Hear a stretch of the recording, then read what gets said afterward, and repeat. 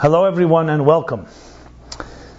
I'm glad to see that we've all braved this frigid weather in New York, which is all meant for us to come and warm each other up. I also bring you warm regards from the warmest city in the world, Jerusalem, where I just spent a week. It was beautiful. So, how appropriate is it to talk about something connected to warm and cold, women and men? Are women superior? I should add that there are people listening to this class in places in balmy weather right now, the shores of down under Australia and New Zealand, where it's midsummer.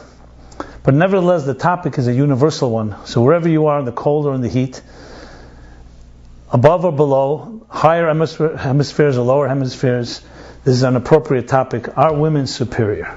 Which of course addresses the whole issue of men and women, a battle of the sexes that has been going on from the beginning of time. History is the story of male dominance over women. On the other hand, we also have, especially recently, studies about women's power. Some people have even written books called The End of Men. Are men necessary? But at the end of the day, with all the legislation and the recent feminine movements in the last 2 centuries, the battle still rages. It's true that during the last century and 2, as I mentioned, the feminist movements and revolutions began not just in the 60s. Some consider it to be 3 waves of feminism. But however you twist it, even though legislation has definitely secured rights, election rights for women, and more equality in education opportunities, in economic opportunities, but the areas, whether it's politics or religion, or economics, and so on, it's still far cry from what we would call total equality. So this is a topic that touches us all in personal ways, in professional ways, and I would want to address it from a Torah perspective. What is most appropriate is to talk about it this week, because this chapter in the Torah actually addresses this issue. We have the story, famous story, the Exodus from Egypt. Following the Exodus from Egypt, as we know, the Egyptians pursued the Jews, and they came and they were stuck in between a rock and a hard place, literally. The Egyptians pursuing them from behind, the sea, the Red Sea in front of them.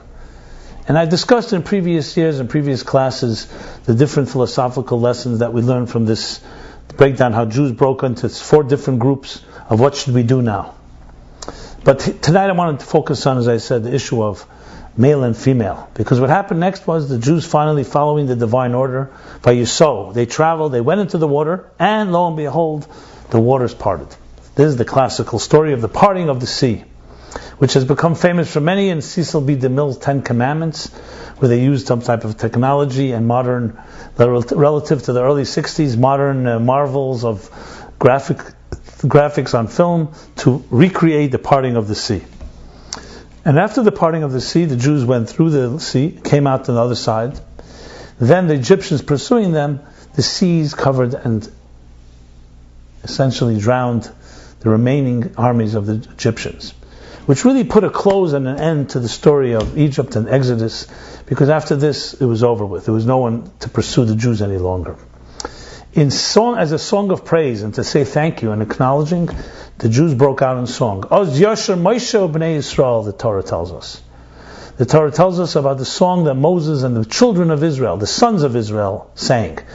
This is such an important song that it became part and becomes part of the liturgy. The daily Shachrit morning prayer, we repeat and recreate this song every morning. Oz Yosher Moshe.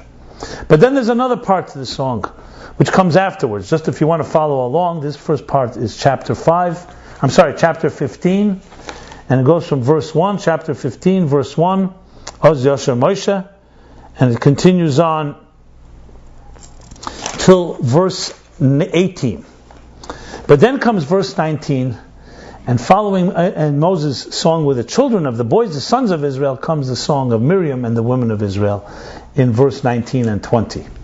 So then after they finish the song, the verse continues and says, Miriam, who is Moses' sister and the leader of Miriam Hanaviyah, Miriam the prophetess, Aches Aaron, says here, the sister of Aaron, she took a drum in her hand and led the women in their song.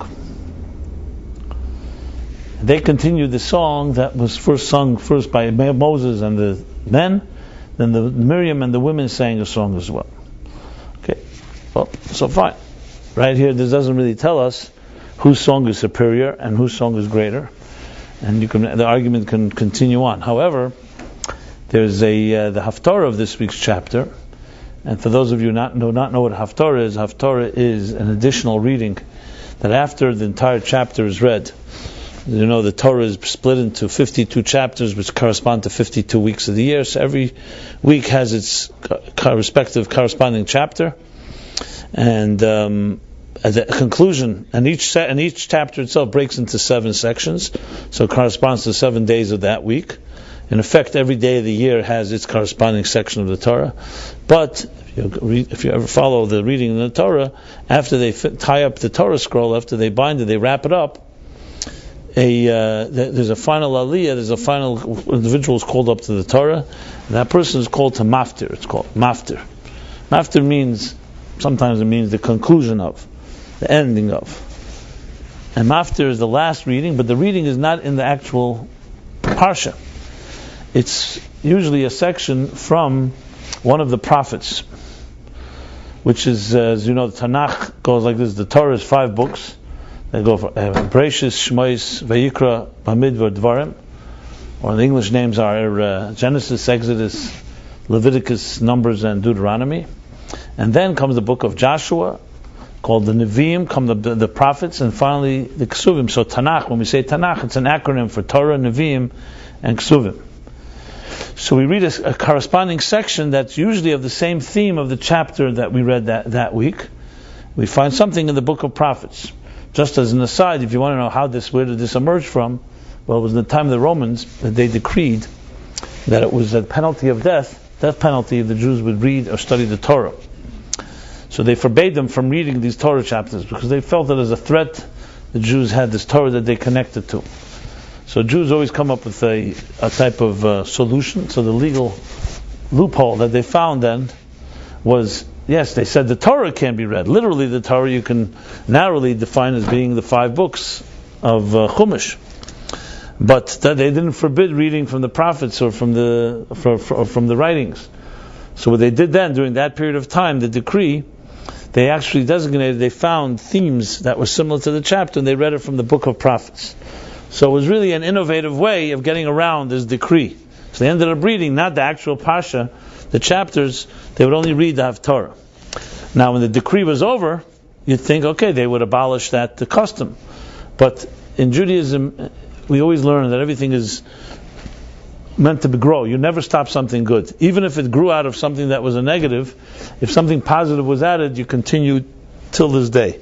Which is basically a lesson of, as an aside, a lesson of redemption, even of our negative experiences. That when you strengthen yourself or you reinforce yourself because you have to compensate for something that you are lacking, some deficiency in a person's life, some deprivation, that additional energy, you don't give up just because the problem went away. So today we read not just the reading of the Torah, we also read the Haftarah also from the prophets, even though it originated because of a decree. So just as I said, as a lesson, as an aside, a lesson in life. So what is this week's Haftarah? Now, after this introduction, this week's Haftarah, you would think, would be about a song, right? Yes. But there are many songs in the prophets. Which song was chosen? So you read this week's Haftarah, you'll see that the song is chosen, Vashtasher Dvora, the song of Dvora, the prophetess, a woman. So the immediate question that's asked is, there are other places where there's song that the men sing. Why did they choose the Haftarah of this week's chapter, the woman's song, not the man's song, not the male song? You have both of them in this chapter. So why that one? If anything, the man's song came first. So it seemed, and there's many more verses that describe the male song than the female song. So why is the female song used as the main focus in the Haftarah? Legitimate question. So this question evokes a whole discussion on the topic of men and women, and their word superior, as we'll soon see, is not really an appropriate word in the first place, but nevertheless, since it's a word that we use in our society, I titled the class that way. So there's actually a beautiful story from the Baal HaTanya, the Alter Rebbe, whose yahrzeit, the 200th, we've been honoring the last few weeks. A few weeks ago was his 200th anniversary of his passing, and he asked this question about why the Haftarah, the choice was made a woman's song instead of a male song, and he answers it with a story, which I shall soon relate. But before we get there, I think I would like to really appreciate his answer, to appreciate its we'll call it even revolutionary approach to the topic. Be good to put things into context is to understand the status and the issue of, we'll call it the male-female dynamic. Some call the battle of the sexes, some call it all the different names that were given to it. So the story, you can say, the story of history has been primarily one of male dominance over women. Male over female, men over women. And this has been both in the arena of politics and of education and of priority, male hierarchy. If you look into any textbook and you hear about the women's suffrage movements that rose up, what they call a feminist revolution or feminist movements, but primarily in the 19th and 20th century. I mean, some describe it as three waves of feminism.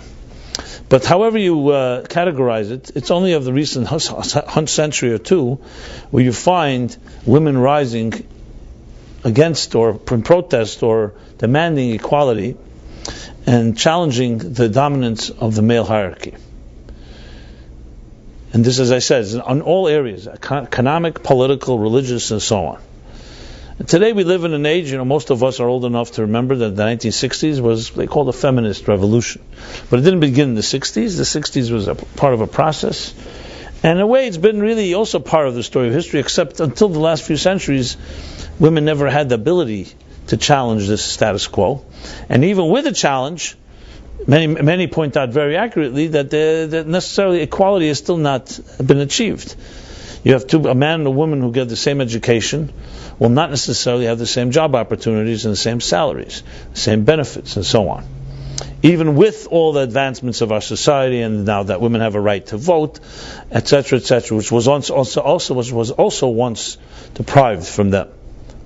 So, even with this legislation, some argue that you'll never really have equality as long as men will be men.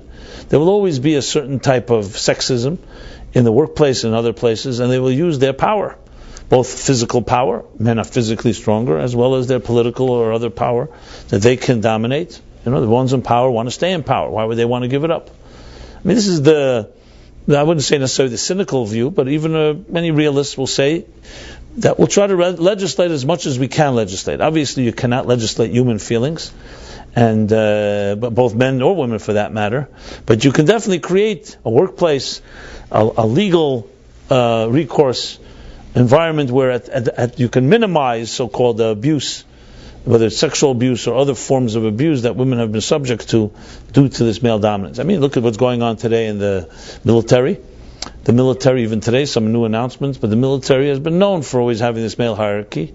And even women who do make it up, climb the ladder, you're not going to find many in top positions. I don't know if you can find a 4-star general that's a woman. I don't know if there's a 3-star general that's a woman. And as I said, again, not making the argument that there should be or there shouldn't be, but this is clearly an issue that remains a very hot topic and affects almost every aspect of our lives today. So yes, from a feminist perspective, you can say progress has been made. Can you say that the war has been won? Hardly. But nevertheless, my point that I want to make here is that this issue is still a very relevant issue. It's not just one that's moot. Now, when it comes from the religious perspective, the classical stereotype is that religion has always seen the man as the center of the universe and the woman as his accessory. Most people reading the Bible will say, when you read the Bible literally, it says that man was created first, and then the woman came from his rib, and simply because it's no good for man to be alone, so woman became his accessory, essentially. That's the literal reading that many people have in the Bible.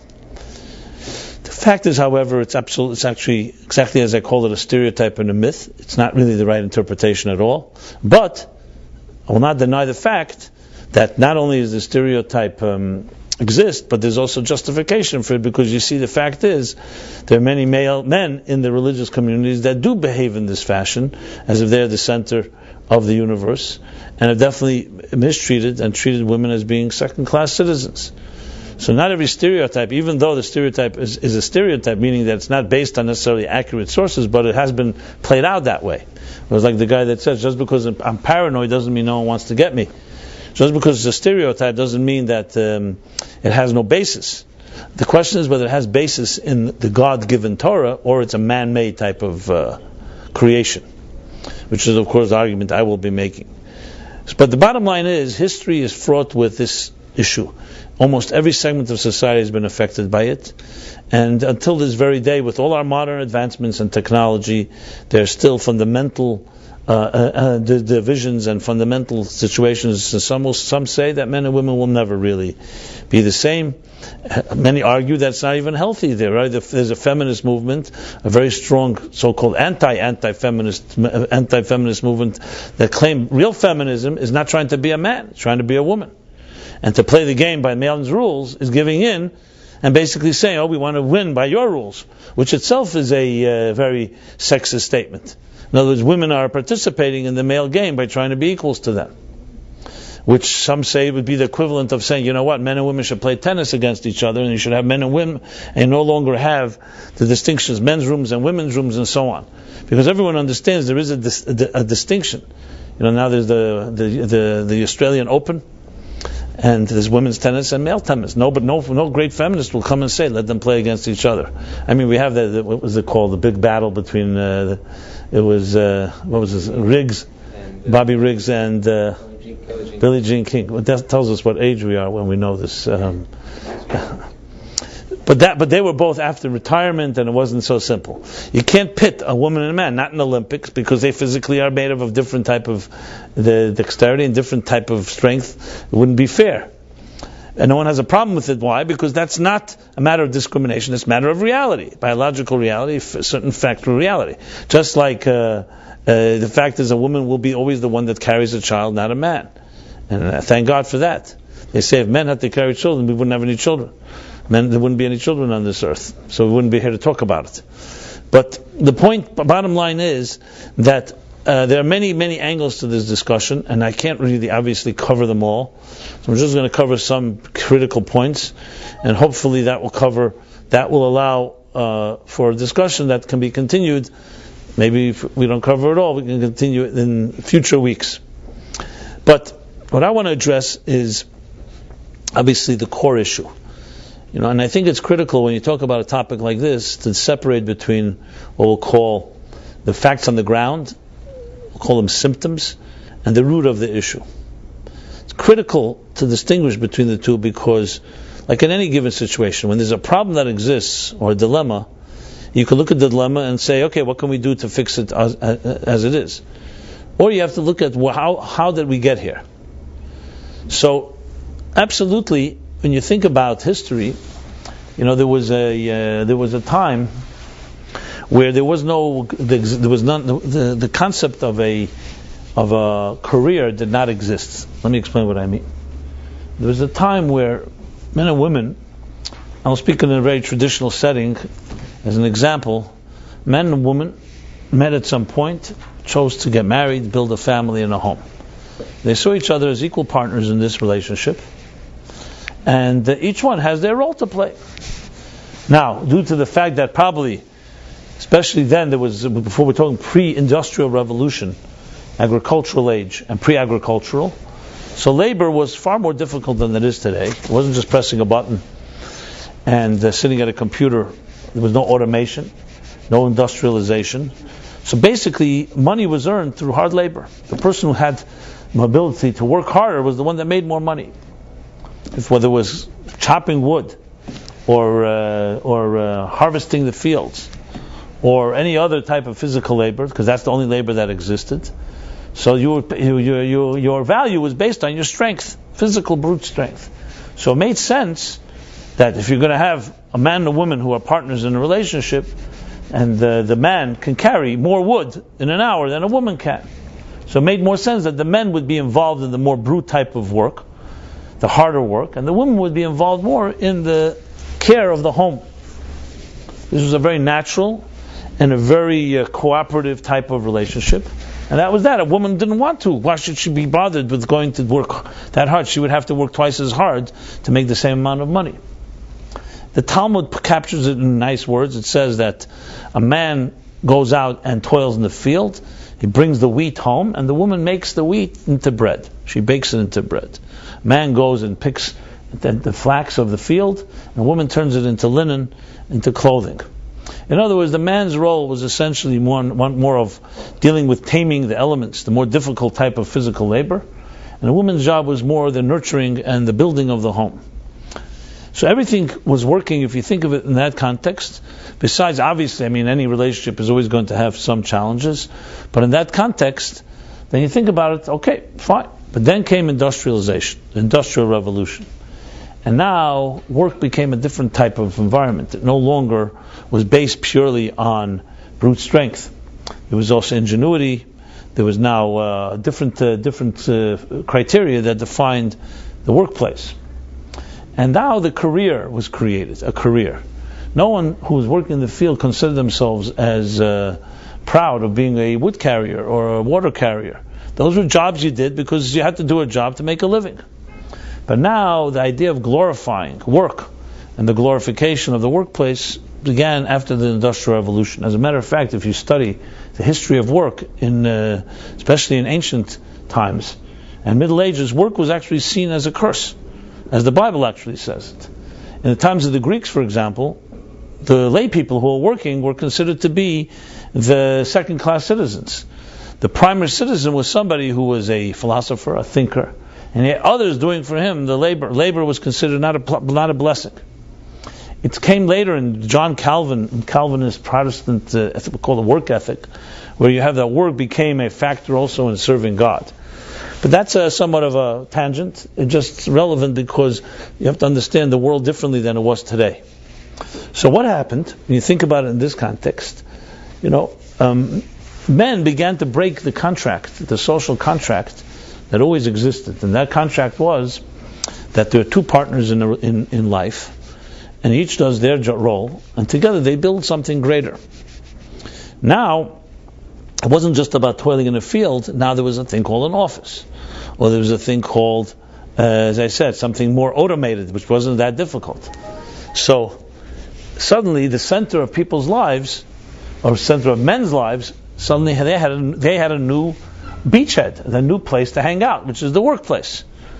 And now you can go after work for drinks, and so on. It was no longer that life was the center, was the home, and the man and woman were doing their part in building this home. Now you had a new world, a new nucleus, and that is the workplace, the career. So the 18th and 19th century, and especially the 19th century, you saw this develop into a force where men said, you know what, I could hang around with my buddies or with other people. Why do I have to go home to nagging children and a nagging wife? I don't mean to be stereotyped, but I'm just giving the example. I could stay at the workplace and with my buddies, and it's not that complicated for me. It took a little while for women to catch on that the men were breaking this agreement. There's a new center now. You have a new center in life called a career. What happened with us, the women? Why aren't we having this opportunity as well? And being that it's also no longer requires just hard labor, why don't we have the same equal opportunities? We also have ingenuity. Talk about, as I said, chopping wood. Fine, chopping wood. This one can accomplish more in an hour than a woman can. A man can accomplish more. But now that you're dealing with a whole different type of opportunities, financial opportunities, the argument went, we too have plenty to give. And with this became the birth of the modern feminist movement, which was challenging this entire premise that men are running the show. But the difficulty was that men had already taken control. And they were in most situations in control, both, as I said, in politics and in other industries. And that really became the battle that continued on even till this very day. What you see from this is that sometimes you have to look at the root of the problem and not just at the actual problem. It's absolutely true that if the men are going to do what they want to do, then why shouldn't women have the same equal opportunity? But let's, for argument's sake, men had never gone and done that, then you have a different type of situation. If women and men would both see each other as being equals in a role in life, maybe with different roles, but equal as in context that everyone contributes their particular strength, we wouldn't have these issues in the first place. That's why you'll find, even till this very day, you'll find homes where there's no issue at all between a man and a woman, a husband and a wife.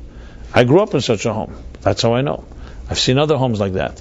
And when you look at it from an outside, I've studied this personally. I've looked at this issue of feminism in the personal level. I'm not talking now in the workplace and the political arena or the religious arena. I'm talking about it at a personal level. Yes, you have homes where there's a battle going on between the spouses, a battle that maybe never ends. And you have homes where there's no battle. The question is, what is the ingredient of what we call harmony between husband and wife? Now, there's no magic pill, because if there was a magic pill, everyone would take it and it would solve all our problems. It's not the magic thing. But there is one common denominator. That is almost a guarantee of a harmonious relationship. And that is if both partners know that none of them are dominant, and there's a God that's greater than both of them, and they're both equal, but different in their contributions. And there's mutual respect, and no one is using their power or their abilities to dominate over the other. Now you could say it doesn't sound like a realistic picture. Well, my friends, it is realistic because I've seen it. I did not say that anything is perfect, but that's to me a key ingredient.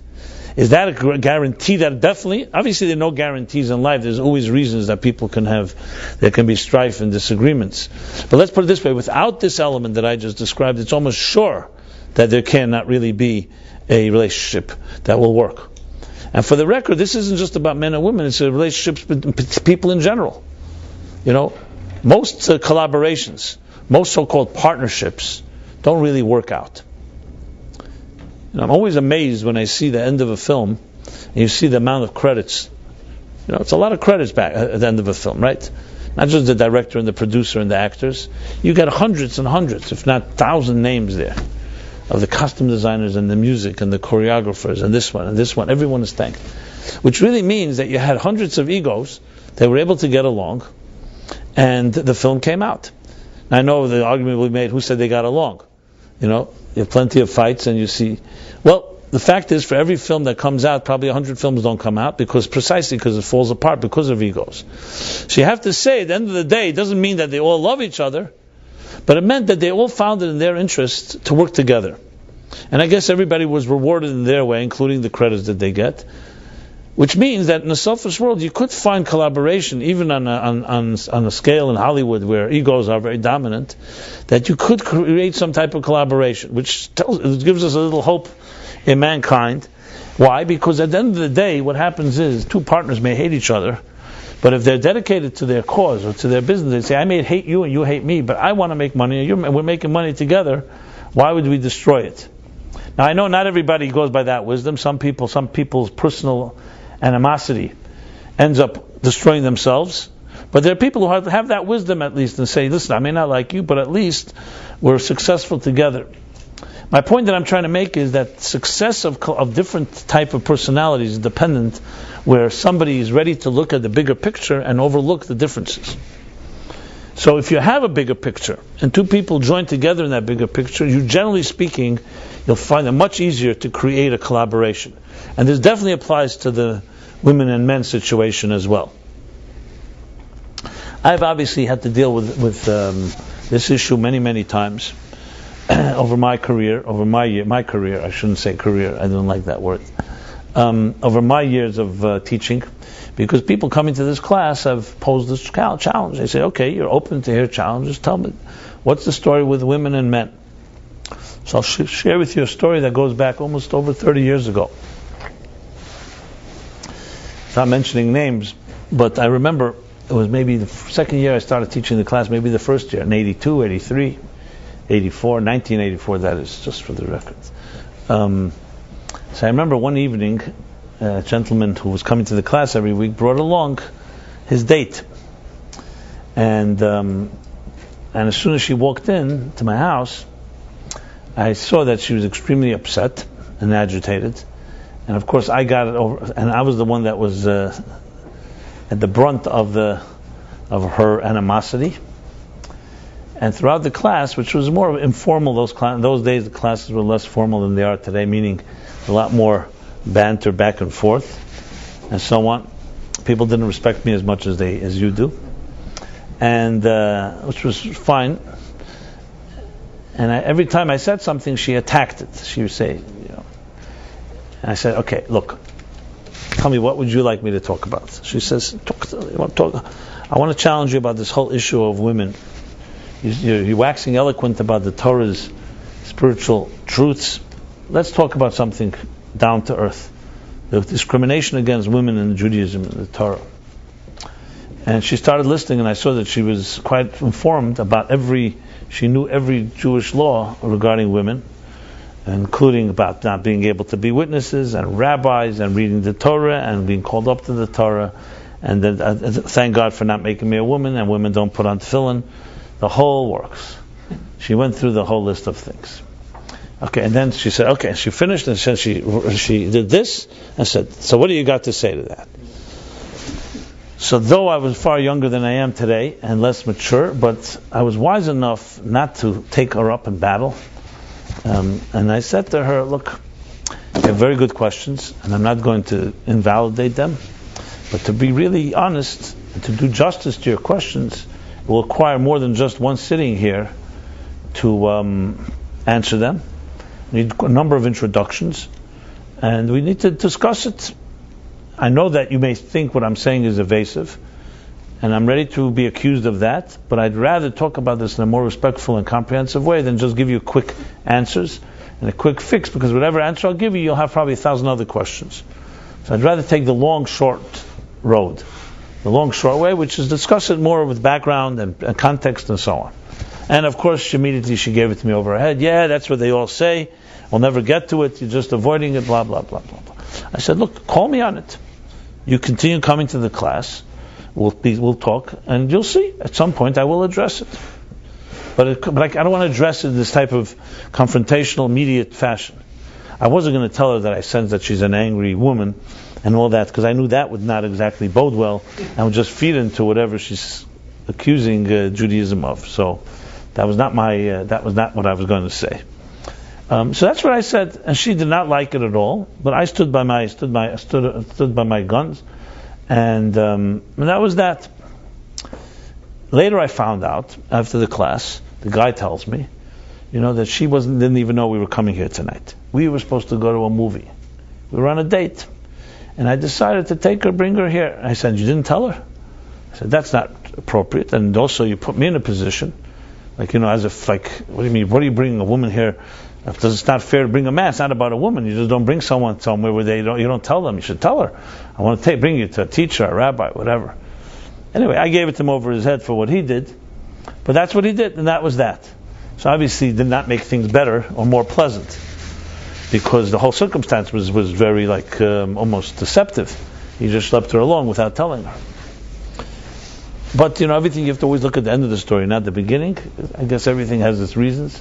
The woman came back the next week, interestingly, on her own. I think she broke up with him just over this, but she came anyway on her own. And she came that week, and the next week, and another week.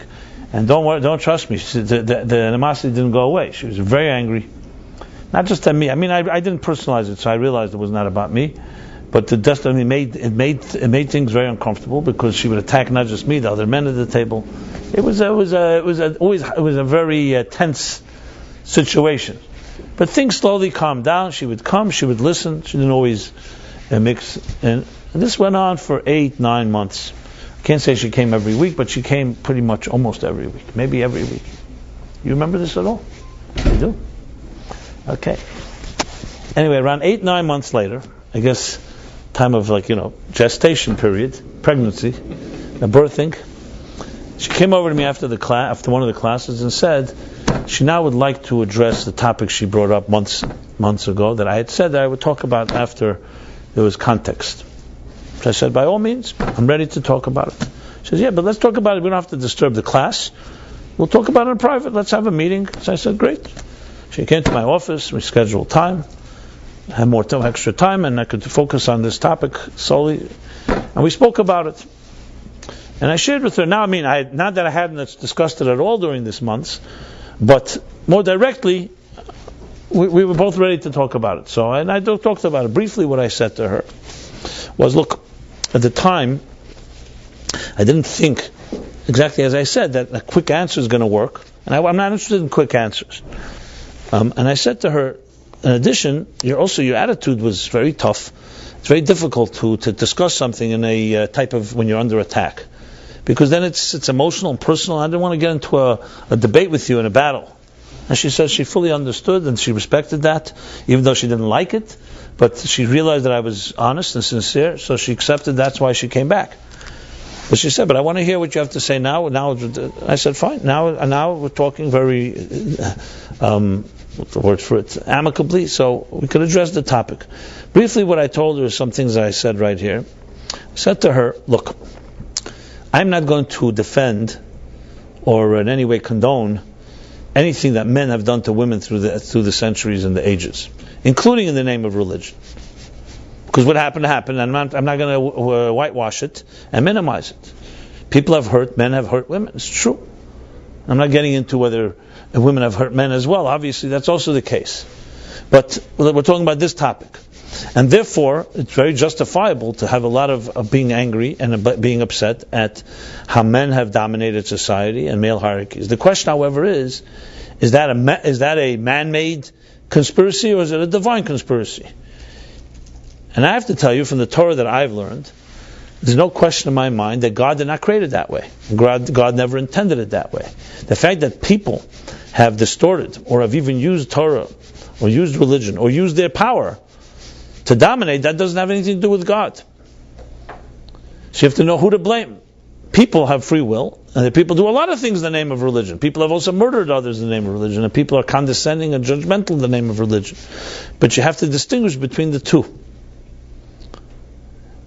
And once you do, you can have a discussion. But if you mix the two together, we'll never be able to discuss it because everything is tainted. Like to say, for example, if a man hurt a woman and then say all men hurt women, that's incorrect. Emotionally, I can understand why a person who's been hurt will say that maybe all men are this way and they're distrustful.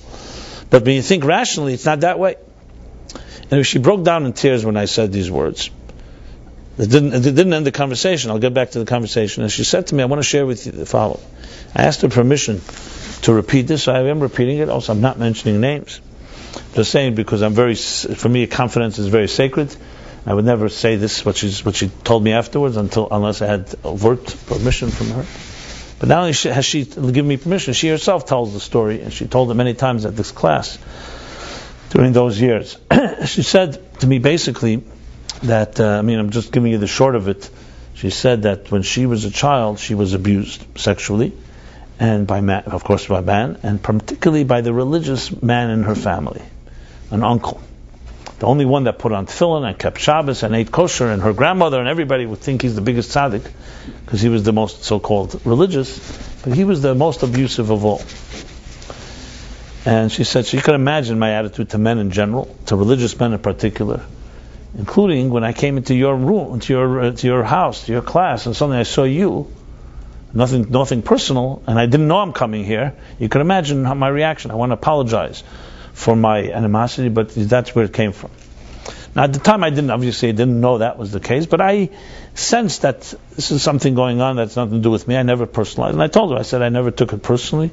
No need for apology, but I appreciate what she's saying. And she says, it's true, I would never be able to hear what you had said back then, because I was completely clouded by this. This is all that dominated. So what are you going to tell me? You're going to give me some rational answer? But now that we're talking, so once she said that, obviously it cleared a lot of the air. Not that everything was resolved. And she told me clearly, I have a real emotional issues with this, and I don't even know if anything you'll tell me is going to really resolve the emotional. I may understand what you're saying.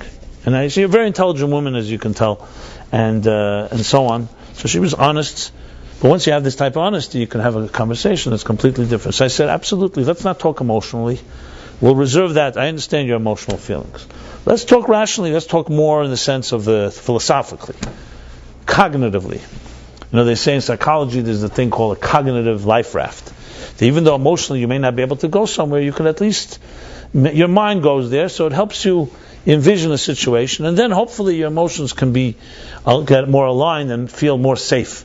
For example, a child that is terrified of the dark, or someone that has been abused or hurt, even if you tell them there's no boogie monster, there's no monster in the room, it's not nothing to do with rational. Emotionally, they're terrified of the dark, especially if something happened in the dark. So what you have to do is try to help a person cognitively go there, and then when you feel safe, your emotions will follow. I'm not going to go into this whole process, but it's a process that actually is very much Torah based, how one deals with an emotional challenge. We all have our emotional blocks, but it's critical when a person challenges you or you challenge a situation, you have to distinguish whether you're challenging it based on rational arguments or based on emotional feelings. And don't get me wrong, I'm not dismissing an emotion and saying, this is just emotional. It's just a very different approach. And unfortunately, many people mix the two together and it becomes very complicated to have a conversation because it's not driven by just pure objective facts, like we'll discuss whether it's dark outside or not. It's driven by a lot of feelings around it. And of course, a woman, in this case, or any person that's been hurt, especially by a religious person, a man, is going to have feelings, and whatever one will say will never be legitimate. And as a matter of fact, one of the things that I realized also was, coming from a man, anything I say can also be seen, the distortion. The men have another conspiracy. And there's a credibility that a woman has in speaking to a woman that a man will never have. And I'm fully aware of that, which is also something I shared with her. But in the conversation, what I basically shared, and specifically, as I said, I move away from the emotional realm right now. Not in any way to minimize that, but just simply to divide and conquer, so to speak, was that there's what the Torah says about men and women, and then there's how people have used it. We live in a society where there's no question that there's a male-dominant element. Not just today. As I said before, it's the story of history. In the last 100 or 200 years, has progress been made? Depends who you ask. You can say on some levels progress has been made, some levels progress has not been made. I'm not going to get into debate about that. I'm sure everybody's got their opinion. Clearly, there's definitely a certain type of equality in the education opportunities. I can't say equality, let me correct that. There's more opportunities for women in the education and so on than there was 100 years ago. Women can vote. There are other opportunities. Once women couldn't even drive a car. They didn't have other type of rights. They were seen as property of their husbands. So there are clearly differences today, but has it really been resolved? As I said earlier, hardly. And in some cases you can say fundamentals have not really been resolved. Technicalities have been resolved. The reason I'm mentioning it is not to suggest that we shouldn't continue to try to do things that are more fair and so on.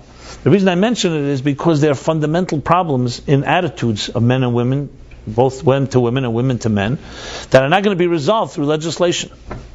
The only way you can really look at it is to go back and look at a woman and a man in a new way. And maybe we've had a new way to look at them and look at ourselves, we would have a new way to resolve these issues.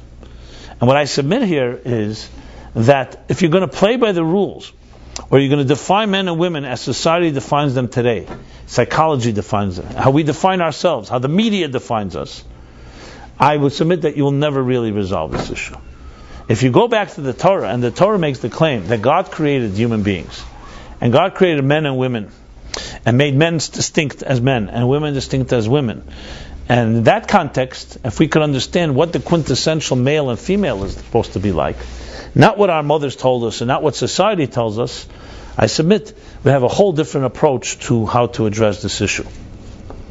But unfortunately, that's not what's the dominant factor. The fact is we live in a world where the blind lead the blind, and we're constantly products, even as we're rebelling against perhaps social mores and social standards, we're products of this society. And you open up a television or the internet, the way women are portrayed, the way men are portrayed, and even with some changes here and there, it's still based on a very human-like portrayal of women and men that's very a far cry from what we are as true women and men. There's big identity crisis today, a sexual identity crisis. I mean not in a sexuality sense of the word, but I mean in a gender sense of the word. What is a man? What is a woman? Does anyone even know the meaning of that? Are they really different? Are they not different? So anyone thinking straight knows that women and men are fundamentally different in many ways, not just biologically, not just anatomically, but also psychologically.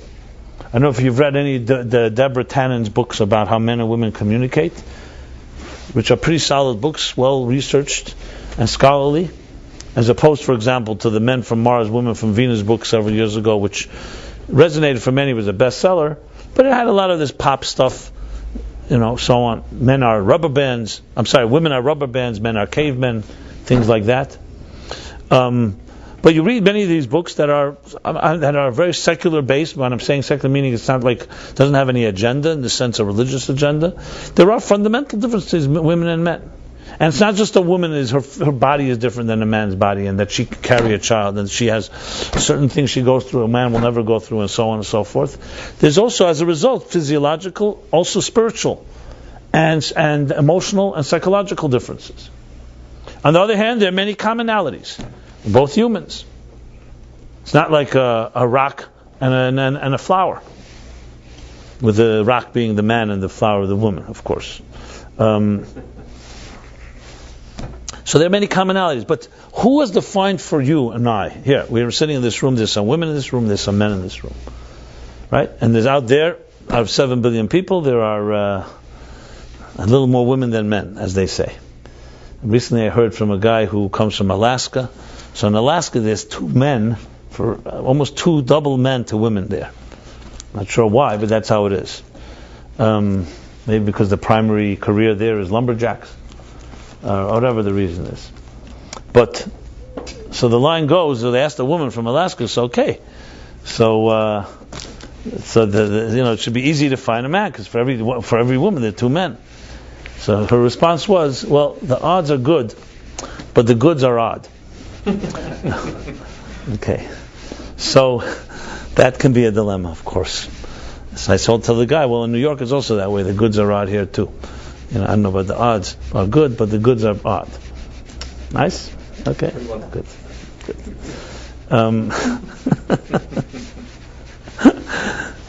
So, can you use that? Okay. Thank you. We have a stand-up comic here, right? So I was saying this. So if someone asks you a question, who are you? I always ask the question, who are you? Most people give you their business card.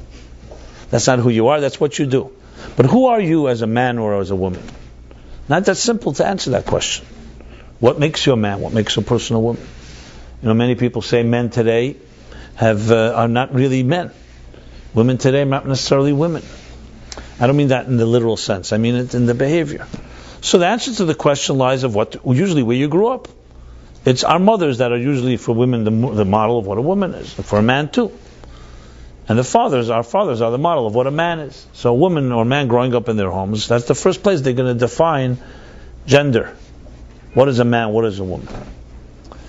Now, to make the argument that they're exactly the same men and women, and the only difference is some physical differences, I don't think I've ever read anyone saying that. Even the most staunch feminists, or for most staunch male, what's the equivalent of a male feminist? I don't know, whatever it is. Because that would be ridiculous. That would be like saying that's not equality, to say we're all clones of each other. Men themselves are not all the same. No 2 men are alike. No 2 women are alike. So to say that they're all the same, that to me, I'm not going to discuss. If someone feels that's the case to be made, we could discuss that in private. So what is the definition of a man? What is the definition of a woman? It comes mostly, as I said, first in the homes, which is really who defined our homes? Well, the previous homes, their parents, grandparents, great-grandparents, and so on. But we all know the distortions that we've all picked up from our homes. Then we have our education models, which is in school, what we learn in school. Then we have the social models. And then we have the media.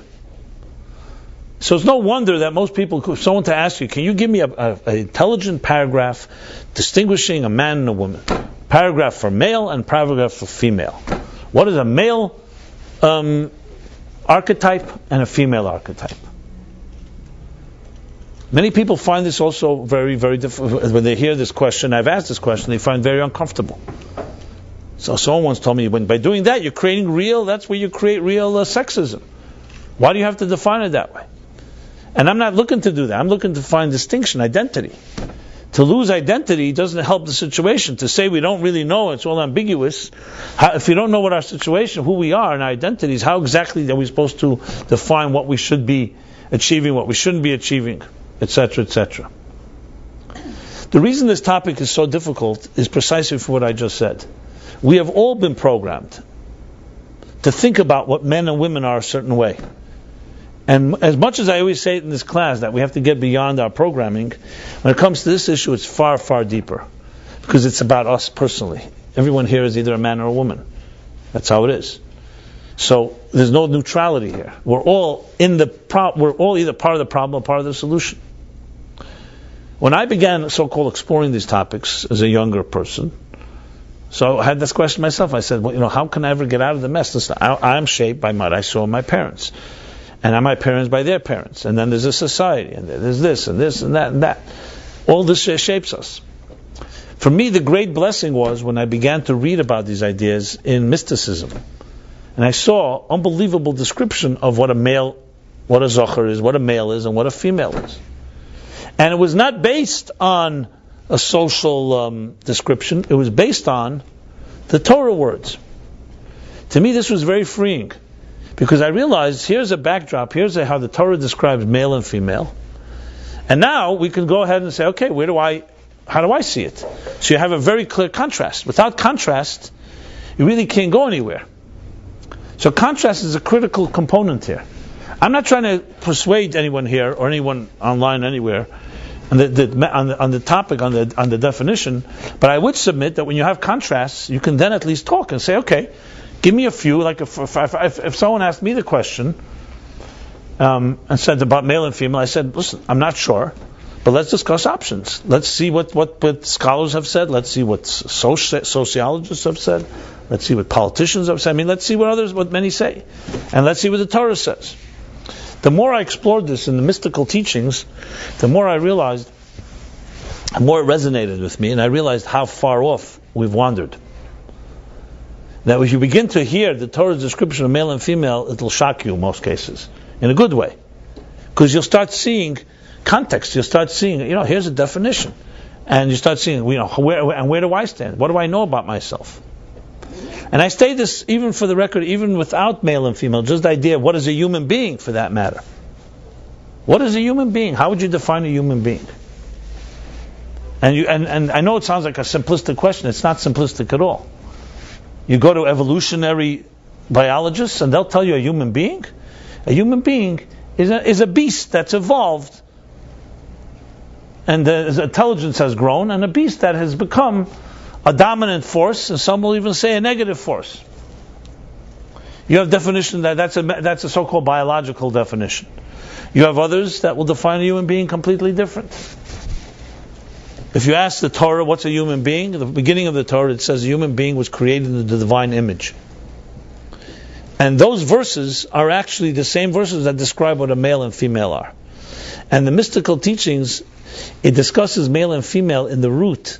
Before we became man and woman, male and female are two forms of energy, two forms of divine energy. God is one. We say that in the Shema, Hashem Echad. God is neither male or female. But God said, I will create the human being in the divine image. And then it continues and says, in the same next verse, first description, male and female, God created them. So created human being in divine image is half male, half female. An androgynous creature. And nowhere does it say that first was man and then there was a woman. Adam is the human being. And this Adam was not the male, doesn't say anywhere the male was created and then a female. It says the opposite. The divine image consists of male and female. Then later in the Torah, that same chapter later, the book of Genesis, it says the process of how God separated them, the male and the female. But in the initial creation, the divine image is literally half male, half female. When I say half, not necessarily the physical half, measuring half 50-50, but half, conceptually half. Because we're not talking about physical. And the mystics go on into a long discussion of what is male energy, what is female energy, in its divine root, and how that evolves into what becomes a woman on earth and a man on earth. So the first step, and this is what I told the woman that I'm telling the story, I said the first step to really understand the Torah's perspective, we have to understand the quintessential archetype called male and the quintessential archetype called female. And the fact is, as a matter of that, it's not even women and men, because men have feminine energy as well, and women have male energy. So there's also overlap. The question is, what's dominant? What's the dominant energy within each of them? And there are women on earth, physical women, who have a lot of male energy, have a lot of masculine energy. And as I said, men that have feminine energy. Generally speaking, a man is supposed to be having a little more measure of masculine energy than a woman that has more feminine energy. But what does feminine energy mean, and what does masculine energy mean? So I'll share briefly the definitions, and then I'll go back to the story of Devorah, and you'll understand how it works, and most importantly, how we apply it to ourselves. But I want to finish the story with that woman because it's important in the context of things. So we have a few agendas here. If I don't cover it all, as I said, I would suggest, if you have my book, Torah Meaning for Life, there's a chapter on women and men, and some of these ideas that I'm sharing here are written up there in detail. So there may be points here that I won't mention, but are definitely written there. So it's supplemental material. So I told this to the woman. I said to her, so what we're talking in the Torah, women and male, female, male and feminine energy, that's what we discuss. Then there's another side to the story, as I mentioned before, how society has distorted the story and how people have used it for their own purposes. But let's not confuse the two. I guarantee you that Abraham and Sarah, who are very close to what a real healthy man and woman are, had a different relationship than others who have no clear identity of what they're like. And people who are aligned to so-called the divine masculine energy and the divine feminine energy had healthy relationships because it had a basis and a foundation. It wasn't a distortion. We have big problems in this area because we don't have definitions.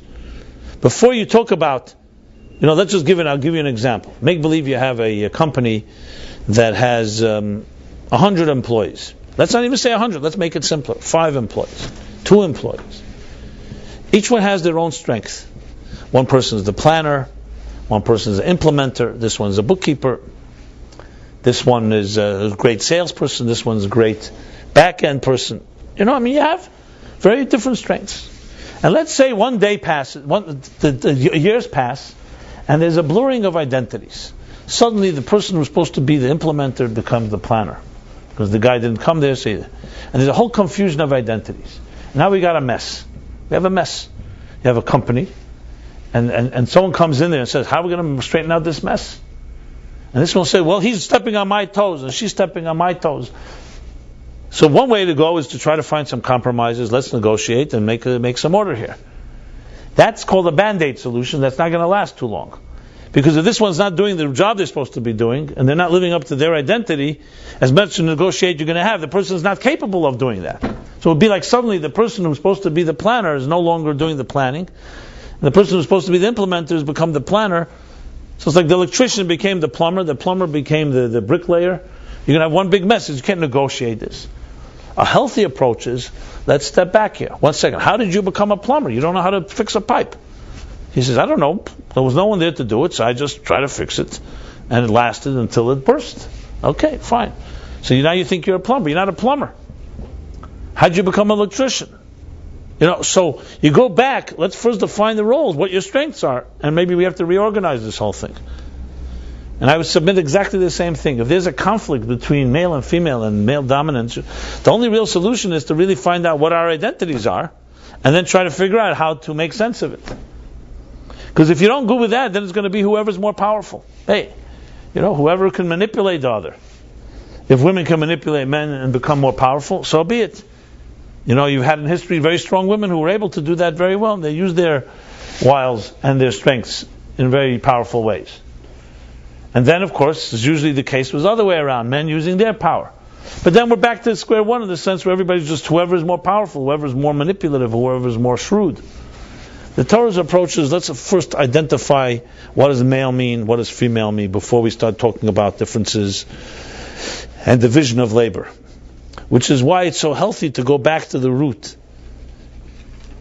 And this is what I told this woman. Now, suffice it to say, after we finished our conversation, not here say to toot my horn, but not only was she satisfied, but any time this question came up, and it came up many times in class, I would just turn to her and say, take it away. And she would explain it, and it was far more credible than I would ever have, because I'm a man. At the end of the day, I would be accused of being part of the male conspiracy, and then so on. She doesn't come to the class that often anymore, but I'm still in touch with her. It was an amazing experience for me to know her, and I learned much from her. I hope she learned also much from me. But I also learned, what I learned there was that you don't have to always answer questions. You have to, most importantly, is to establish a relationship with someone. It's to be trust. We were able to have a conversation after 8-9 months because there was some trust. And before that, it wouldn't have meant anything. Had I tried to answer that first night when she asked the questions, it would have been worthless. I would say even worse than worthless. It would have probably been, she probably would never have come back, because I would never have been able to answer her issues. And what I learned also from that is how one has to distinguish between one's experiences and so-called the more theoretical. Even though I abhor theory without practice, but sometimes, especially when we have emotional biases, it's important to know to distinguish between an idea and how you've experienced it. Just simply to create clarity, or else we're just in a mess. We'll always be affected by our biases. So with that being said, let's go back now to male energy and female energy. And how the mystics explain it is very interesting. They speak about two forms of energy. And you have to separate this from any man or woman you know, including yourself. Because we're talking here purely on an archetype level. We're talking on a divine concept. Remember, the divine is perfect. Divine is one, unity. But the divine decided to split into two parts. Or let's call it two expressions. So one is called expressive energy, and one is called intimate energy. Let's use those two words. I'll give an example. Each of us have both. There are things that we carry inside our hearts that we find almost impossible to express to anyone. Not because we're ashamed and not because we don't trust, because they're just beyond expression. It's just internal energy. It's called intimate inner energy. It's who you are. And you don't necessarily even need to express it. You may not even be able to express it to yourself, for that matter.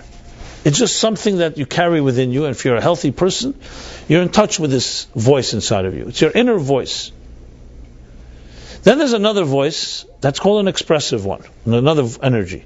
And that's where we manifest, where we choose to express, where we choose to describe, we choose to reach out.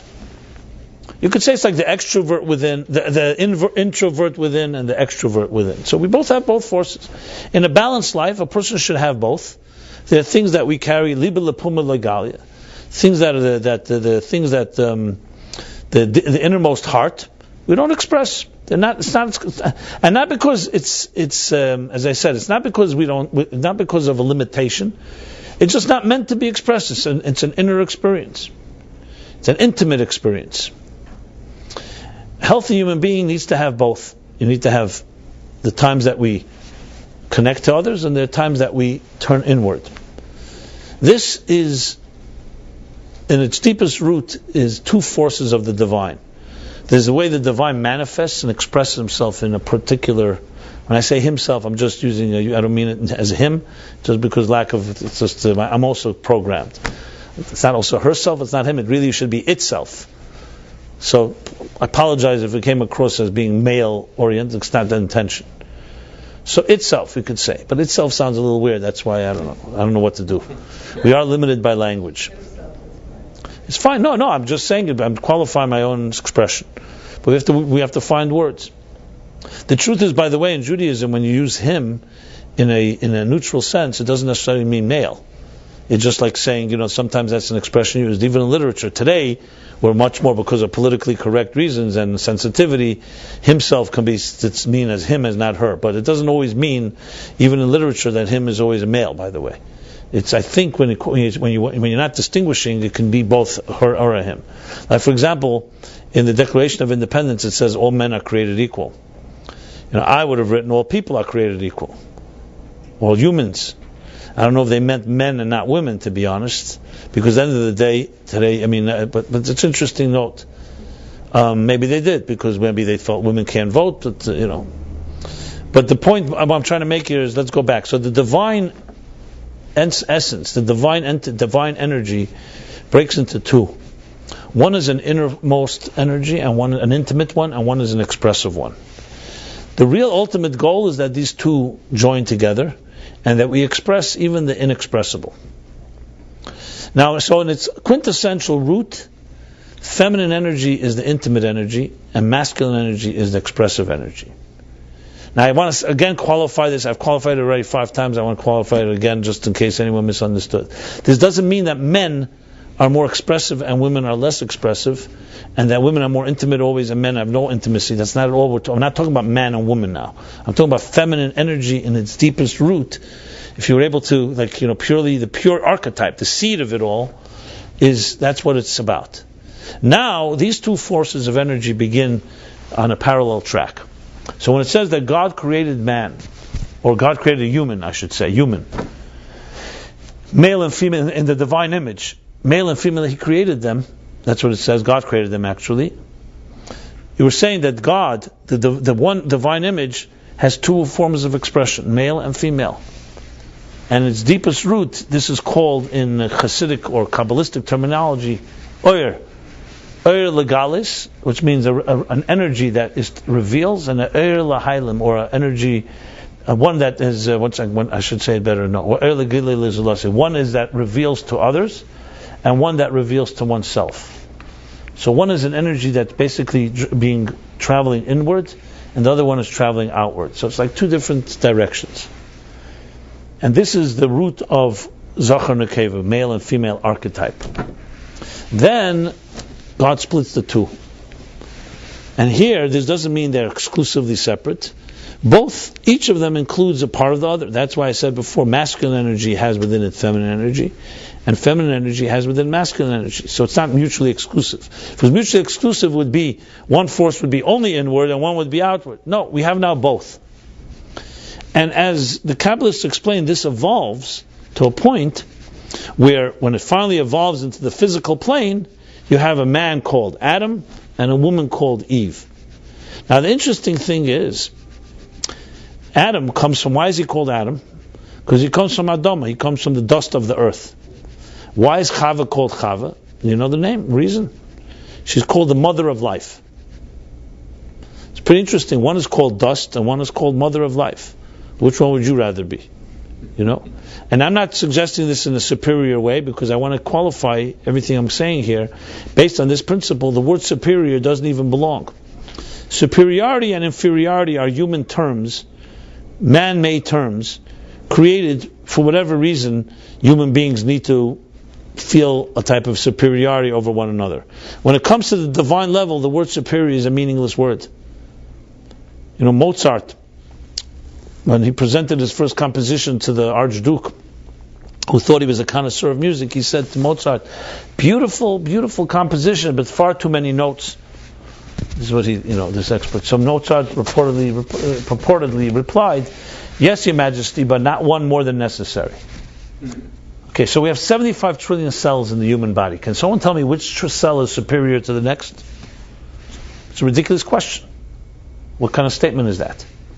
Because God forbid, one mutant cell, I don't care where it is, can wreak havoc and destroy the whole human being. There's no such thing as a superior cell. In the human body, which organ is superior? Yes, there are certain organs that are very powerful. The mind is definitely a very admirable organ. But so is the eyes, and so are the ears. And to make a statement, I'd rather have one, not the other. Well, God forbid, no one should ever be challenged that way. The human being is an organism that's a multifaceted organism, that's complementary, but it's ultimately one organism. And the word superior and inferior doesn't apply when you're dealing with a mosaic, when you're dealing with a composite of many factors that make it into what it is. Just like the word beauty. Beauty is harmony within diversity. So one can start arguing which part of diversity is optional, which isn't. Can't really make that statement when you talk about real things. So the word superiority and inferiority is a completely man-made fabrication. a man-made concept. People use it for their own, either because they're insecure, or they want power or control. So the word superior, inferior is absolutely non-existent in the divine realm. Because from a divine perspective, every aspect is necessary and indispensable. So to make a statement, if it's indispensable in its area, this is indispensable. This is the most superior to them all. And the other element is indispensable for what it has to contribute. So it's like one musical composition with different notes. Each musical note is absolutely necessary. To say one is superior to the other, those terms don't apply. That's why you'll never find such words in the Torah. Any such words are man-made conventions, man-made institutions, for whatever reason that they use it to dominate or to create class distinctions or to create, as I said, power struggles and so on. Because these are divine energies. Now, so the mystics go into a long discussion how the male energy, masculine energy, and the feminine energy evolve. They end up being, on one level, they're called energy and container, actually. Now, which one's the energy, which one's the container? Can you figure that out? So you would think the energy is the masculine, and I'm sorry, that's not what you would think. That's actually the case, because energy is a manifestation; it's an expression, and container is far deeper because a container is intimate.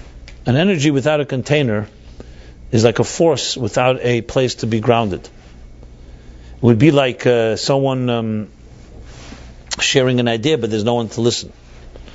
So the evolution of these two forms of energy evolved through the entire cosmic order, and the Kabbalists and the books of Hasidic texts discuss how the masculine and feminine energies evolve, until, as I said, they manifest in the two entities called male and female.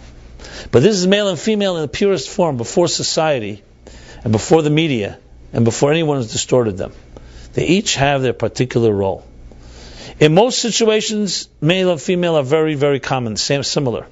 They both have bodies, they both have souls, they both have what to give, and they both have intimacy.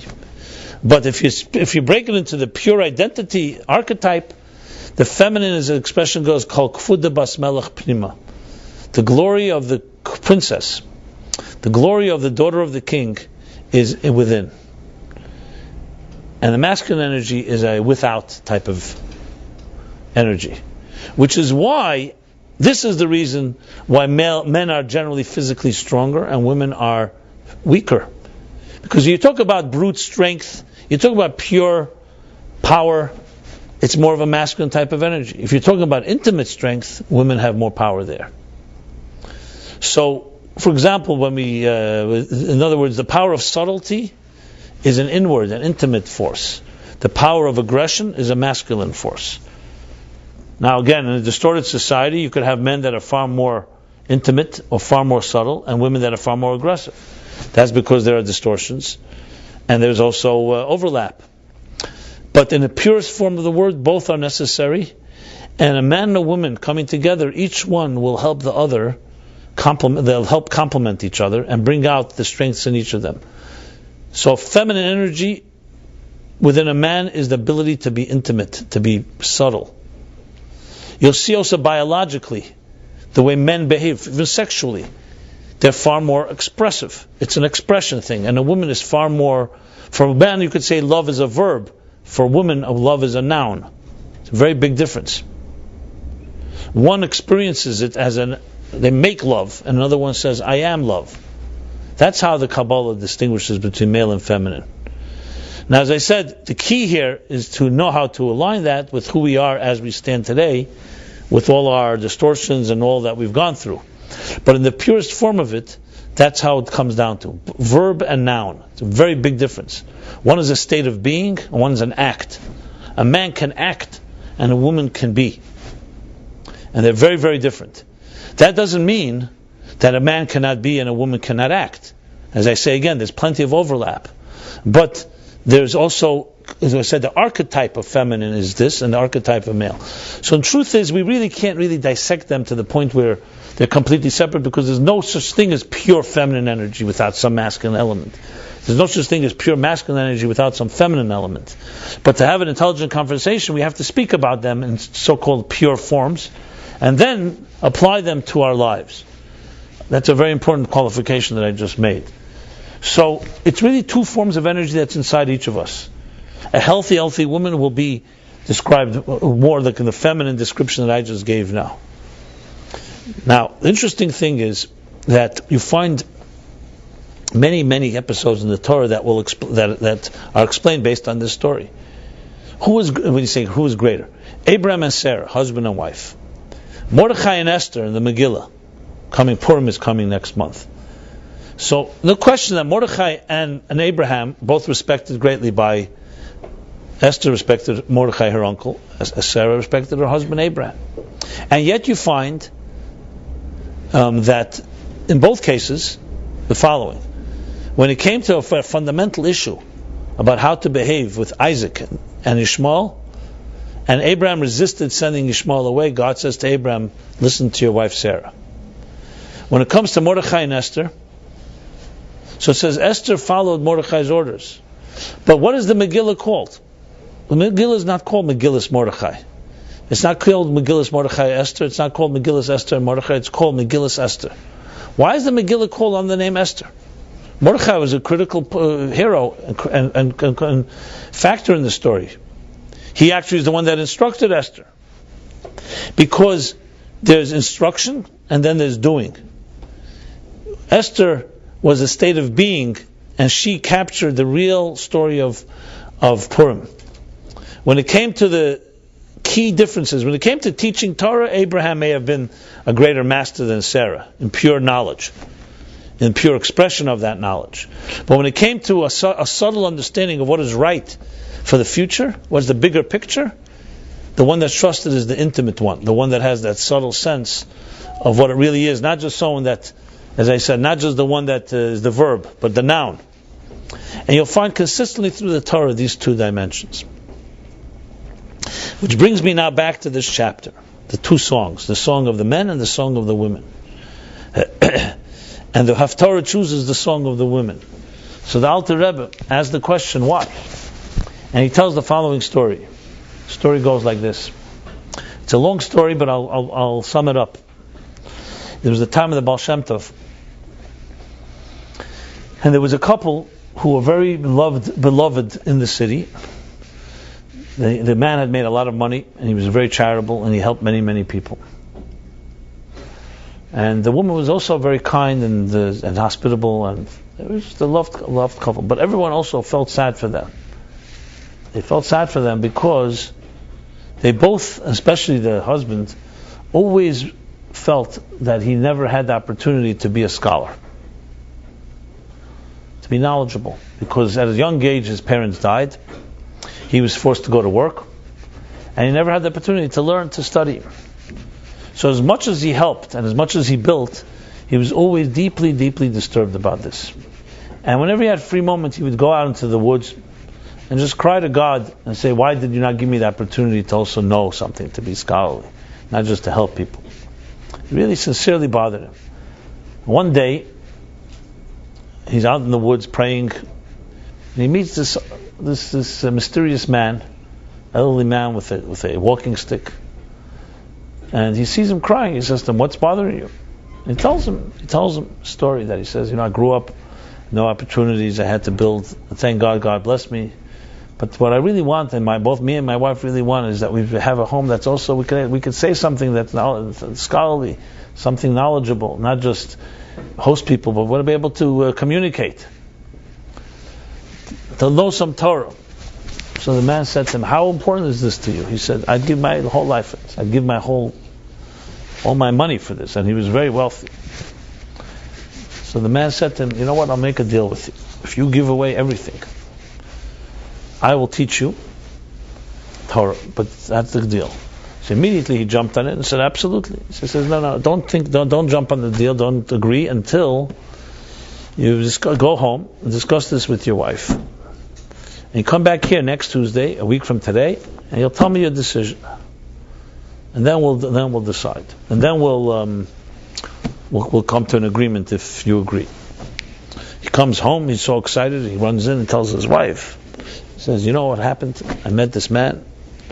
Must be Eliyahu Novi, Elijah the prophet, whoever.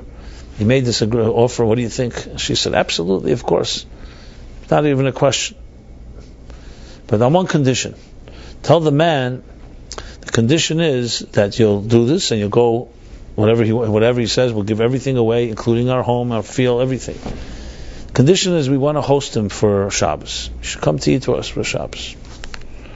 Okay, fine. He goes back the next Tuesday. He says, I spoke to my wife about it, and we both agree, full-heartedly. But she wants to invite you for Shabbos before we start. So the man says, okay. And he agrees, and he comes for Shabbos, and they spent beautiful Shabbos. She sets the table. It's the biggest party. It's the biggest celebration ever that they have the opportunity to make such a deal, such an agreement. Well, anyway, the terms of agreement were discussed after Shabbos, that basically everything would be transferred to him, all the monies. He said clearly he's going to give it all away to charity. It wasn't for him personally, this mysterious man. And but he said, you know what? But because you shouldn't be left destitute, your husband's going to go away with me for several years to study. I will leave you as a gift one of the orchards that you own, so you can make some living, so you should be able to survive. Anyway, they were both delighted, and that's exactly what happened. He went away with him for 3 years. I think the story is 3 years, if I recall. And he came back to be one of the greatest tzaddikim, one of the greatest scholars of his generation. And who was the man? The man was the Baal Shem Tov. I summarized the story. It's far more lengthy when the way it's written up. And this is how the Alter Rebbe concluded the story when he told the story. He said, and all of this was in her honor. And he said the words, Hakol Hoya Mina Ofar, because everything comes from earth. Everything that grows comes from earth. It's a cryptic statement that he made. And that's why, when it comes the week of B'Shalach, we read the song of Dvorah and not the song of the men. That's all the Alter Rebbe said. It's a very brief answer. But if you think about it, it's a very profound answer. What makes things grow when you plant something in the ground? What makes it grow? So most of us would say it's the seed. But take the same seed and put it on a table and tell me how much it's going to grow, even if you water it all day. What is the mystery of earth? The earth. The seed has all the power, but it's the earth that really allows it to make things grow. So the mystics, the Kabbalists, and that's what the Alter Rebbe was hinting to, say, because earth carries the power, the intimate power. The seed is an expression. The seed has all the potential, and the seed has in it, whether it's an apple seed or a rose seed or whatever it may be, but it's the earth that reveals the intimate power of creation. And without that, a seed will go nowhere. And who carries a child? The man delivers the seed, but it's carried in the earth, in the womb of the woman. And this was the mystery of life, and the mystery of birth, and the mystery of beginnings, that the greatest things grow in a place that no one really can understand. I remember hearing a story that really was so touching. A little girl saw her mother pregnant, and she says to her mother, "Mommy, how do you have room inside of you for another life?" When I heard this, I thought to myself, men don't even have room for people outside of them, let alone inside. And here a woman, not just she has room, her whole body is transformed when she carries a child. It's not just a little compartment. Everything changes. The child becomes part of the woman. Eats what the woman eats, drinks, breathes, everything. And this isn't just a physical thing. It shows on a certain type of mystery, a certain personality that's able to contain something that is beyond itself. This is the intimate feminine power. We live in an age where femininity in this way is not appreciated at all. We live in an age that values aggression, power, dominance, control, possession, acquisition. And women are forced to fight on these terms as well. It's sad. But it says in Messianic times, the end of the Mashiach's times, the same Alter Rebbe brings the sites from Kabbalah. It says we'll be a feminist age, because we'll begin to appreciate the power of subtlety. In our aggressive world, it's a masculine-oriented, dominated world, not because of a positive, it's because of a negative. It's because this world values externals. Now, not to say masculine energy is a bad energy. It could be, as I said, expressive energy has its role. But if you only have that, and that's the only thing that's worshipped or valued, we have a major distortion. That's the world in which we live. We live in a superficial world that values externals. It values what we see. It values someone that speaks up. Someone in a room is silent. It's not valued today. Silence is not valued. Silence is seen as weakness, as acquiescence, and so on. You don't speak. But silence is considered the greatest power of all. The Zohar asks the question, what's greater, the Levites in the temple that served with song, or the priests, the Kohanim that served with words? That served with silence. I apologize. B'chashoy.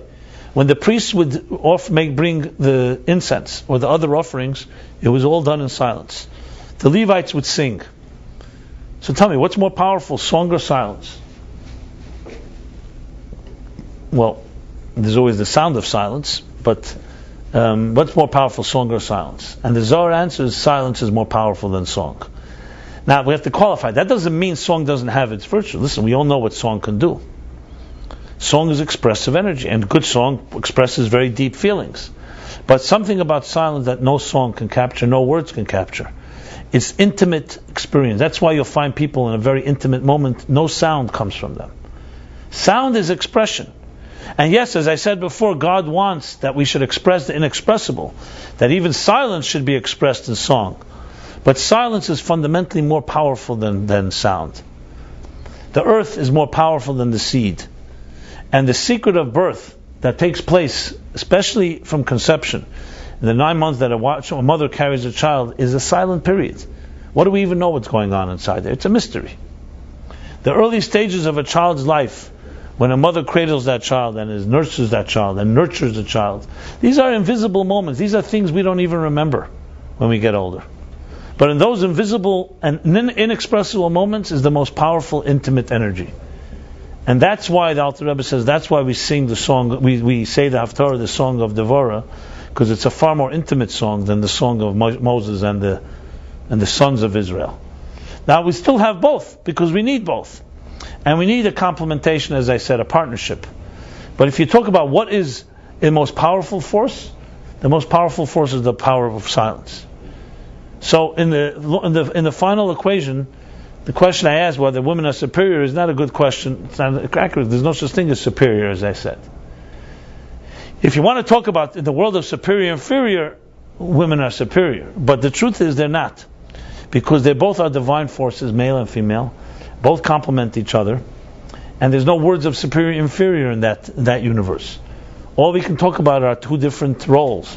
All we can talk about are two different humble roles, where each one understands what its purpose is in this world. So we live in a very, very distorted world where we value, unfortunately, masculine aggressive energy. That's what's valued. And many, many women have been forced, or maybe willingly, have chosen to go into that arena, play on men's terms, and trying to compete on that level. When in truth it should have been the other way around. That the men should be understanding to protect and nurture the subtle energy of existence. So we're pretty far placed from that, I would say, right? How many of us? But the fact of the matter is, from a Jewish perspective, we are close to the end of times, and we're in a time where we could revisit and reconnect to the feminine energy. And it says when Mashiach comes, we'll be nekevet to seviv gover. The feminine energy will be far more appreciated than masculine energy. As a matter of fact, masculine energy will then be an instrument, an accessory to help expose and reveal feminine energy. How do you like that? So, and I don't see that as a man as a problem at all, frankly. All this language of men and women, superior, inferior, are a problem for people with egos, for people who are interested in power. So the question is, who's going to be in power, you or I? But if you're in the world of the divine, where the role is fulfilling what God wants of you in this world, so whatever it is that God blessed you with, I'm going to try to be someone that I'm not. The problem is that in a world of externals and superficiality, that is the dominant force. So we have to wonder when we start asking these questions, where's it coming from? Are we trying to respond to a reality that is a distortion? Because if we really want to regain the truth, we have to go back and reclaim our true heritage, which is the divine forces of male and female. Now, I think I mentioned in the email that recently there are a lot of biological studies. There's, I think, a book called Are Men Necessary? The End of Men, stuff like that. There's recently a lot of biological studies that are showing that men are far more negligible than women. There's even, I believe they discovered recently, that all children are born female. And then there's a mutation that turns a person into a male. So men are essentially mutations. How does that make you feel? I feel fine, frankly, about it all, because I see it like this. In God's picture, He needs to have both. But the truth is that when you close your eyes and you do not allow yourself to be seduced by the material, aggressive and expressive forces of this world, feminine energy is far, far more real, far more true, far more intimate. But you have to appreciate intimacy to appreciate that. We don't live in a world that appreciates intimacy. Sexuality has become almost like an aspiration for people to have sexuality without intimacy. This guy tells me, I shared this I think a few years ago, he said to me, he was so excited, he said to me, I finally achieved what I was always hoping for. A relationship without commitments. That's what he tells me. I wanted to cry. He wanted to have a relationship without commitment. That means he's a relationship without vulnerability. Beautiful. So what kind of relationship is this exactly? I asked him. It means he's getting what he wants and his needs, and he doesn't have to commit. That's what it means. Hedonism, it's called. Hedonism.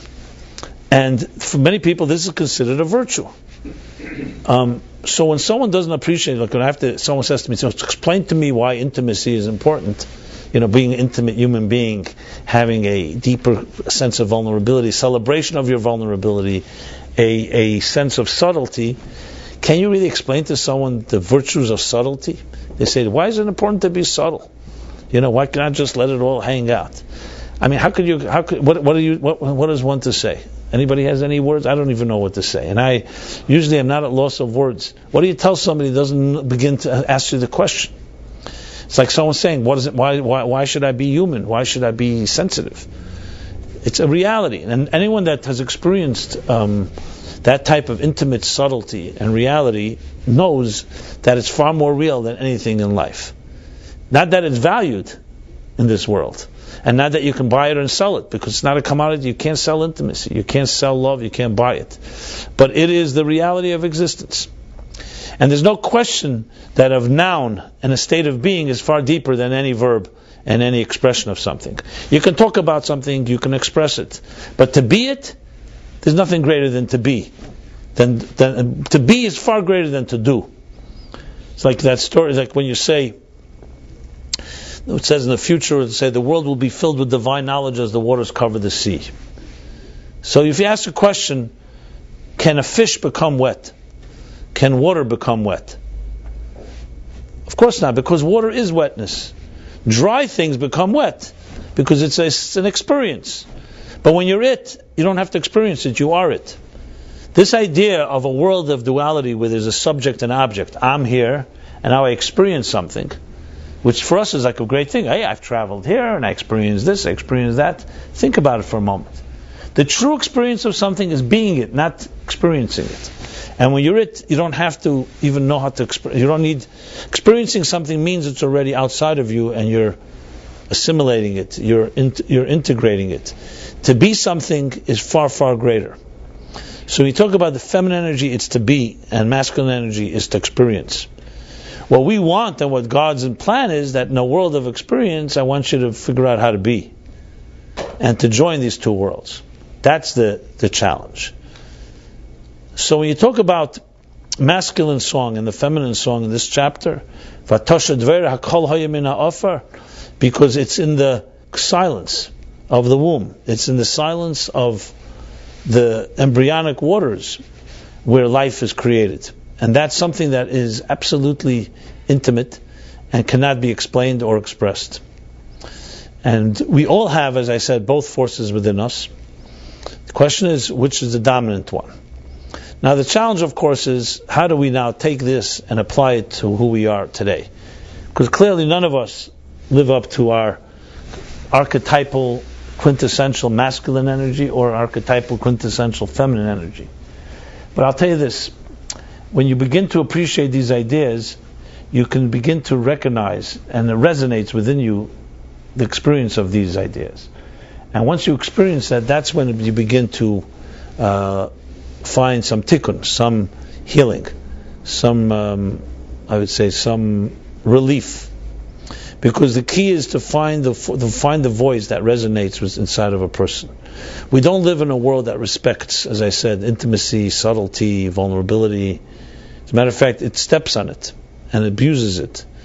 But that's why it requires particular strength in each of us to be able to embrace it and not mind what the world thinks or says.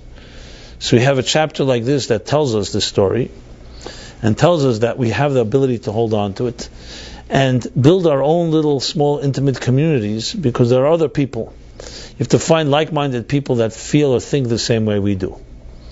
But remember, the trap is deep, because you go out into the world, everything I've just said here is not at all valued. Very difficult to find appreciation of this type of subtlety. As a matter of fact, as I said, if you show that you have that, there will people who will exploit it and abuse it. So the question is, how do we maintain such strength? The only way I could say is you have to find people that are like-minded, kindred spirits, and hold on to them for your dear life. I would say for myself, one of the ways that you hold on to it is by simply being an advocate, and you become committed simply by saying, this is what I embrace, these are my standards, and if God blesses you, you're not dependent on anyone else, you're able to really live up to it. But it's not easy. It's not easy because we live in a world, as I said, of sharks. And sometimes it's among sharks, we all want to be like a shark. But the truest people I've ever met in my life had this combination. Extremely savvy and not naive at all about the realities of life. But the beauty was not that. That part many people have. The beauty is that their intimate part was never defiled. They had the sparkle in the eye just as they were little young children before they came exposed to this big world. So it's hard to find people like that have the wisdom and maturity of life, but don't become jaded and cynical, and maintain a certain innocence through it all. It requires a very deep sense of your own soul, that no matter what happens around you, never affects you. But that doesn't mean you don't know what's going on around you. It doesn't mean you're naive. It doesn't mean you're not aware. It's like being in this world, but not being of this world. And there are people like that, and each of us has the ability to be there. There's probably no deeper gratification than being able to experience such a reality. Because it means you're able to function out there, you're not going to be taken advantage of, but at the same time you preserve the purest things of your life and you never give up on them. Unfortunately, many of us, due to the pressures of life, we begin with having the intimate and the nurturing and the subtle. All children begin with that. But then as life begins to drain us, trample on us, we start becoming like those that trample on us. We become our own tramplers ourselves. And we lose sight of that inner dimension. So we have several times a year, and this week is another example of it, an opportunity to go back to a place like that and realize that you could hold on to, not betray yourself, basically. Most of us have betrayed ourselves. It's a hard statement to make, and nobody likes to acknowledge it, but we betray ourselves because you start thinking about your own younger idealism and younger aspirations and dreams. So if you've really wandered away, you start looking at it as just some type of childish foolishness. If you're a little more sensitive, you say, okay, what can I do? I lost it. Now I have to deal with realities. But if you're a true person of the soul, what you realize is that you never lose it, you always hold on to it, and you just know how to maneuver. It's like Churchill said, I'm saying this in honor of one of our British subjects. Churchill said that in time of war, the truth is so precious, you have to surround it with an army of lies. With an army of lies. I always find that to be a very moving statement, because we live in a world where sometimes we have to surround our truth with the army of lies, which means to protect ourselves. That doesn't mean you have to lie. It means you have to have a tough exterior to make sure that you're not exploited. But the inner, is never toughened in that fashion. It's not an easy balance to maintain. Some people choose to escape into the mountains of the east. Far east as well, or somewhere east. Mi Yair Mimizrach is the expression on Abraham, that who's the one that radiates from the east.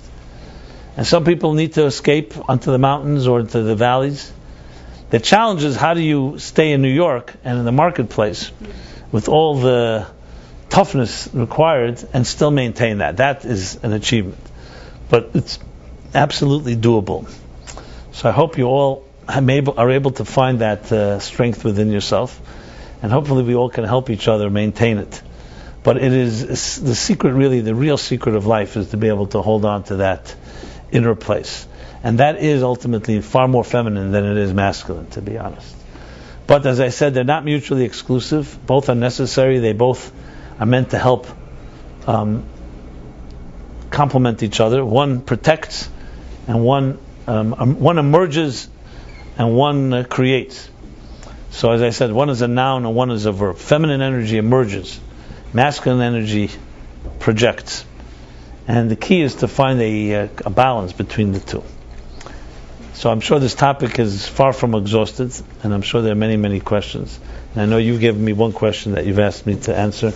I'd rather address it in a more comprehensive way. But trust me, it's no virtue to be a rabbi. Here I'm a masculine guy, a male, and nevertheless, I don't want to be a rabbi. I don't aspire to be one. And I find it actually almost insulting when people call me a rabbi.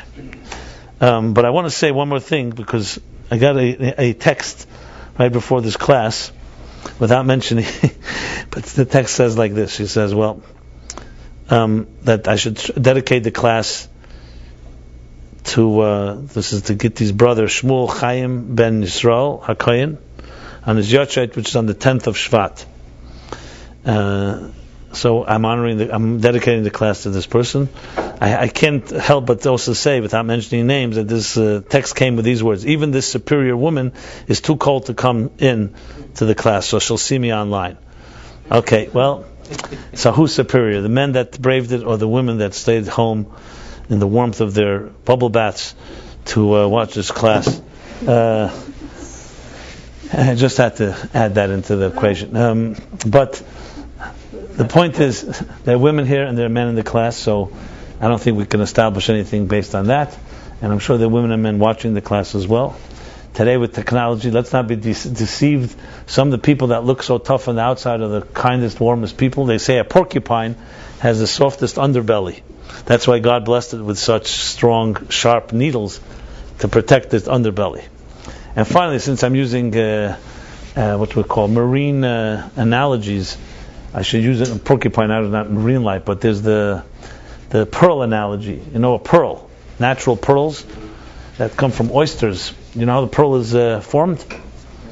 When a piece of dust enters into an oyster's very, very sensitive inner belly, which is like very soft and very like an eyeball, so it secretes a liquid that when it hardens becomes a pearl. So you see here the paradox of softness and hardness, and the paradox of intimacy and defending oneself. So God bless you all to be able to find the equilibrium where you can maintain your innermost intimate sense and state of being, while also being able to express it in a world that values expression. So thank you very much, and we shall resume next Wednesday night. Philip will be giving his class tomorrow night. And please, any of you who have not given us your email address, please do so. And everyone have a very pleasant week. And remember, the cold is only there for you to warm it up. Good night, everyone. Thank you.